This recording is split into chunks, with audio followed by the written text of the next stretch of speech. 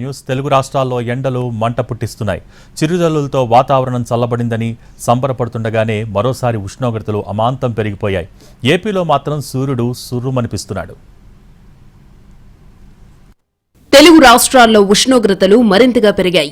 ఏపీలో ఏకంగా 45 డిగ్రీలకు పైగా టెంపరేచర్స్ రికార్డవుతున్నాయి. చిరుజల్లులతో కాస్త ఉపశమనం దక్కిందని అనుకుంటుండగానే మళ్లీ సూర్యుడి భగభగలు మొదలయ్యాయి. ఆదివారం ఏపీలోని పలు ప్రాంతాల్లో గరిష్ట ఉష్ణోగ్రతలు నమోదయ్యాయి. ఏకంగా 45 డిగ్రీలు దాటడం ప్రజలను ఉక్కిరిబిక్కిరి చేస్తోంది.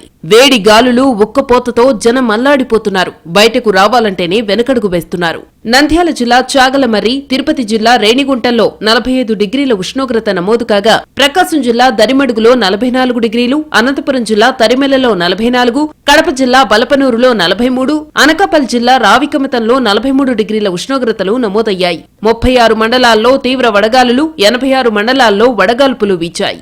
ఇటు తెలంగాణలోనూ భారీగానే ఉష్ణోగ్రతలు నమోదయ్యాయి. పలు ప్రాంతాల్లో వర్షం కారణంగా ఉక్కపోత తగ్గినా మరికొన్ని ప్రాంతాలలో ఆదివారం 43 డిగ్రీలకు పైగా ఉష్ణోగ్రతలు నమోదయ్యాయి. రాబోయే 2 రోజుల్లో 2 నుంచి 3 డిగ్రీలు అధికంగా ఉష్ణోగ్రతలు పెరుగుతాయని వాతావరణ శాఖ అంచనా వేస్తోంది.